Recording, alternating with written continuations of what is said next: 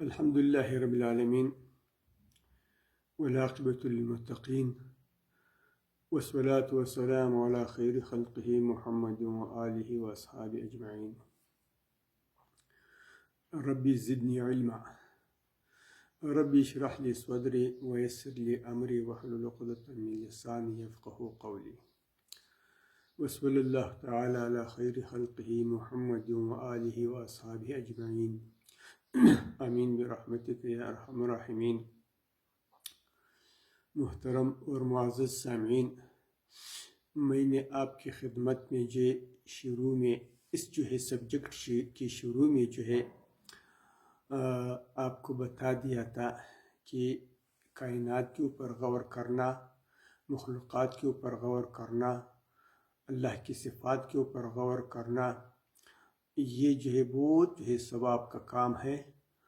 اور علماء کرام نے فرمایا ہے کہ تفکر ساعت خیر من قیام لیلۃ، تھوڑی دیر کے لیے بیٹھ کر غور کرنا یہ پوری رات کی عبادت سے بہتر ہے.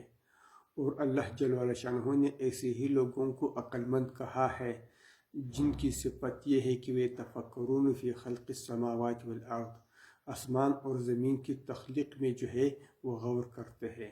اور پھر میں نے آپ کو یہ بھی بتا دیا تھا کہ اللہ جل وعلا شانہ مخلوقات کے اوپر غور و فکر کرنے کی دعوت دیتے ہیں. اور اس دعوت کے طرف ترغیب دینے کے لیے قرآن کریم میں تقریباً 700 آیات ایسے موجود ہے جو مختلف موضوعات پہ ہمیں غور و فکر اور تحقیق کرنے کی دعوت دیتی ہے. تو اسی سلسلے کو ہم نے جاری کیا ہوا ہے. اور اس کا میں نے پیدا بھی آپ کو بتا دیا تھا کہ جب ایک انسان کا یقین مضبوط ہو جاتا ہے تو وہ انسان پھر اس چیز کے لیے قربانی بھی دے سکتا ہے، اس چیز کے لیے وہ صبر بھی کر سکتا ہے جس کے اوپر اس کو یقین ہو. مثلا ہماری آج کل کی اکثریت یقین اس بات پر ہے کہ دولت جب ہمیں مل جائیں گے تو ہمارے مسائل حل ہو جائیں گے، ہم خوش اور سکون سے زندگی گزار سکتے ہیں. تو اس یقین کی وجہ سے ہم دولت کے حصول کے لیے کتنی محنت کرتے ہیں، کیا کیا قربانیاں نہیں دیتے ہیں، سردی برداشت کرتے ہیں، گرمی برداشت کرتے ہیں، دھوپ اور سب کچھ برداشت کر لیتے ہیں. کیوں؟ یقین مضبوط ہے اس کے اوپر. تو اسی طرح اگر ہمارا ایمان اور یقین اور عقیدہ اسلام کے اوپر مضبوط ہو جائے تو پھر ہم دنیا سے بڑھ کر اسلام کے لیے ہر قسم کی قربانی کے لیے آمادہ ہو جاتے ہیں. تو اس سلسلے میں میں آج آپ کو یہ بتانا چاہتا ہوں کہ یہ زمین ہے یہ اپنے محل پہ کیسے پڑی ہے. وہ ایسے ہے، دیکھو اس کے دو قطب ہے. کیا؟ 2 قطب.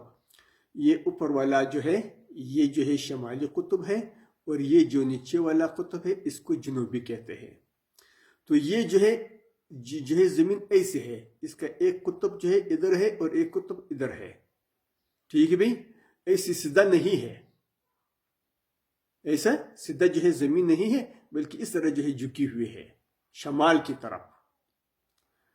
اور جب آپ ایک سیدھا خط درمیان میں ایسے کھینچ لیتے ہو، ٹھیک ہے بھائی، تو پھر اس قطب کے درمیان اور اس خط کے درمیان ایک زاویہ وجود میں آ جائے گا اور یہ زاویہ 23.5 کا ہے.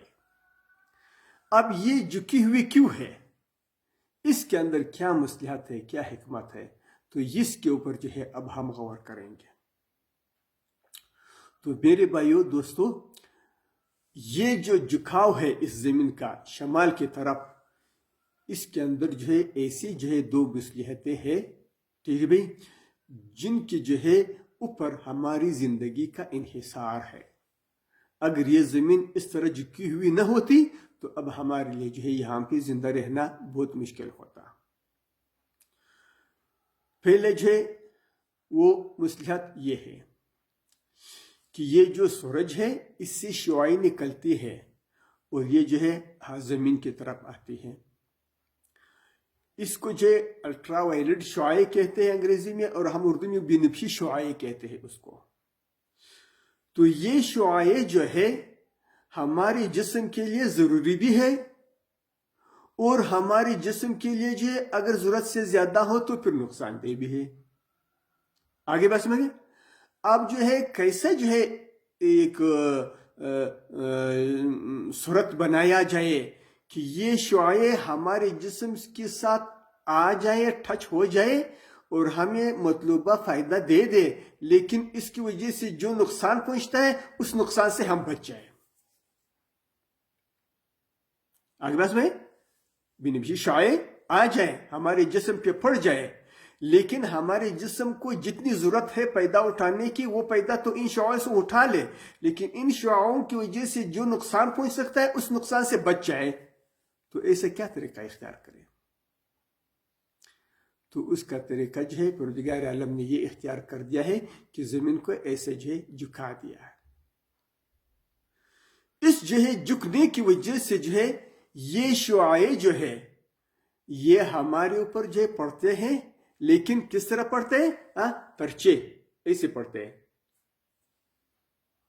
اس طرح آگے شعاع آسمان سے سورج کی طرف سے ایسے جو ہمارے جسم کے ساتھ ٹچ ہو گیا اور پھر جو ہے ایسے جو ہے گزر جاتا ہے، یہ اس جھکنے کی وجہ سے۔ تو اس کے نتیجے میں جو ہے وہ جو ہمارے جسم کے لیے ان شعاعوں کا جو فائدہ ہے وہ تو جسم کو مل جاتا ہے، لیکن چونکہ یہ جو ہے پھسل جاتے ہیں ترچھے جو ہے لگنے کی وجہ سے، تو ہمارا جسم اس کے نقصان سے محفوظ ہو جاتا ہے۔ اب اگر یہ زمین جو ہے بالکل اس طرح ہوتی، ٹھیک بھی، تو یہ شعاعیں جو ہے ہمارے جسم پر آ کر پڑتے ایسے سیدھا،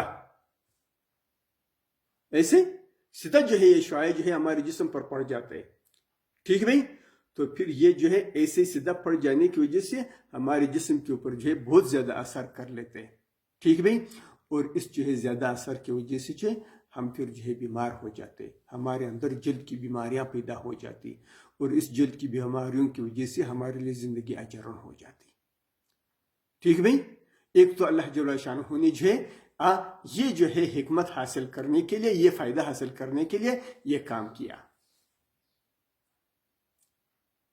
اور دوسری جو ہے مصلحت اس میں یہ ہے کہ اگر یہ زمین بالکل اس طرح ہوتی تو اس کی نتیجے میں جو ہے ہوا کا رخ مخصوص سمت پر ہوتا، ہوا کا رخ مخصوص جو ہے سمتوں پہ ہوتا،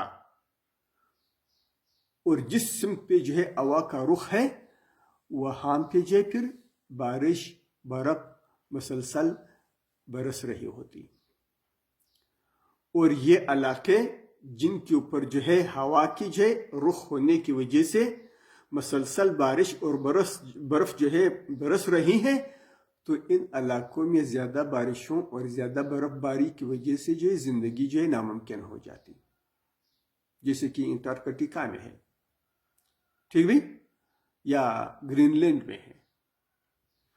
اور دوسری طرف وہ حصہ زمین کا جس کی جو ہے طرف ہوا نہیں جاتی ہے، تو وہ حصہ جو ہے قحط کی وجہ سے ناقابل جو ہے سکونت ہوتا، وہ حصہ جہاں پہ ہوا کا رخ نہیں ہے، ٹھیک بھی، تو وہاں پہ جو ہے قحط کی وجہ سے بارش نہ ہونے کی وجہ سے جو ہے زندگی جو ہے گزارنا لوگوں کے لیے ناممکن ہو جاتا، اس لیے جو ہے زمین جو ہے پھر قابل رہائش نہ رہتی، ایک طرف جو ہے قحط کی وجہ سے، دوسری طرف برف کی وجہ سے۔ اب اللہ جل شانہ نے اس زمین کو ایسے جھکا دیا ہے، تو اس جھکنے کے نتیجے میں جو ہے اب ہوا کا رخ جو ہے مخصوص سمتوں میں نہیں ہے، بلکہ ہر سمت میں جا رہی ہے ہوا، ہر سمت میں جا رہی ہیں، لہٰذا ہر سمت میں جو ہے کچھ نہ کچھ بارش، کچھ نہ کچھ برف باری ہو رہی ہے، اور اس کی وجہ سے جو ہے پوری زندگی زمین جو ہے روئی زمین یہ جو ہے زندگی گزارنے کے لیے قابل ہے۔ آگے بس میں تو اس جھکنے میں جو ہے یہ جو ہے فائدہ ہے، یہ آپ نے سن لیا۔ اب جو ہے اگلی ویڈیو میں میں آپ کو بتا دوں گا کہ پہاڑوں کے وجود میں جو ہے کیا مصلحت ہے، اس میں کیا فائدے ہیں، تو اگلی ویڈیو میں یہ ملاحظہ فرمائیں۔ شکریہ، خدا حافظ۔